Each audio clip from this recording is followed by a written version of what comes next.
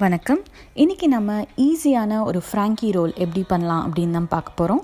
So let's get started. So ஒரு pan எடுத்துக்கோங்க. அதில் கொஞ்சமாக நெய் இல்லைனா பட்டர் சேர்த்துக்கலாம்.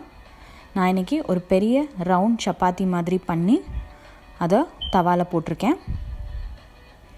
அது மேலே இப்போ கொஞ்சமாக நெய் லைட்டாக ஸ்ப்ரெட் பண்ணிக்கலாம். ஒரு 15 செகண்ட்ஸ் ஆனதும் அதை திருப்பி போட்டுக்கோங்க. மறுபடியும் ஒரு 15 செகண்ட்ஸ்க்கு அப்புறம் நம்ம திருப்பி போட்டுடலாம். இது மாதிரி ப்ரௌனிஷ் ஆகணும். இப்போ அதில் நான் ஒரு முட்டையில் கொஞ்சோண்டு உப்பு சேர்த்து ஏற்கனவே பீட் பண்ணி வச்சுருக்கேன். அதை இப்போ உள்ளே சேர்த்துட்றேன். நம்ம முட்டையை நல்லா ஈவனாக ஸ்ப்ரெட் பண்ணிக்கோங்க.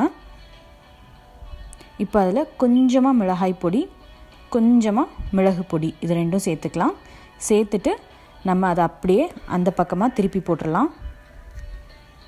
அவ்வளோதான், ரெடி ஆயிடுச்சு நம்மளோட பேஸ். இப்போ இது ஒரு பிளேட்டில் மாற்றிக்கோங்க. நான் இன்றைக்கி பன்னீர் கிரேவி பண்ணி அதில் சேர்த்துருக்கேன். நீங்கள் இதில் எந்த விதமான வெஜிடபிள்ஸ், காலிஃப்ளவர், பட்டாணி எதுனாலும் நீங்கள் சேர்த்துக்கலாம். என்னோடய பன்னீர் வீடியோ நான் ஏற்கனவே 2 வீடியோ பண்ணியிருக்கேன். அதோட லிங்க் டிஸ்கிரிப்ஷனில் இருக்குது, அதை செக் பண்ணிக்கோங்க. இதில் நீங்கள் சிக்கன் கூட பண்ணலாம். ஸோ நான் சொன்ன மாதிரி எந்த வெஜிடபிள்ஸ்னாலும் பண்ணிக்கலாம். இப்போ அதில் கொஞ்சமாக ஆனியன் ஸ்லைசஸ் சேர்த்துக்கிறேன். கொஞ்சமாக கொத்தமல்லி தழை அதையும் சேர்த்துட்டு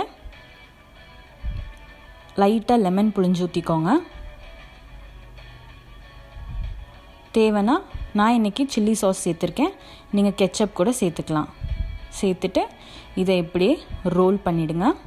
நான் இதை உடனே சாப்பிட போகிறேன். அதனால் நான் இதில் டிஷ்யூவோ இல்லை ஃபாயில் பேப்பரோ எதுவுமே வைக்கலை. இல்லைனா நீங்கள் அதை வச்சு கூட ரோல் பண்ணிக்கலாம். அவ்வளோதான், நம்மளோட பன்னீர் ஃப்ராங்கி, ஈஸியான ஃப்ராங்கி ரெடி. ஸோ இந்த வீடியோ உங்களுக்கு பிடிச்சிருந்ததுன்னா லைக் பண்ணுங்கள், கமெண்ட் பண்ணுங்கள் அண்ட் என்னோடய சேனலுக்கு சப்ஸ்கிரைப் பண்ணுங்கள். நன்றி.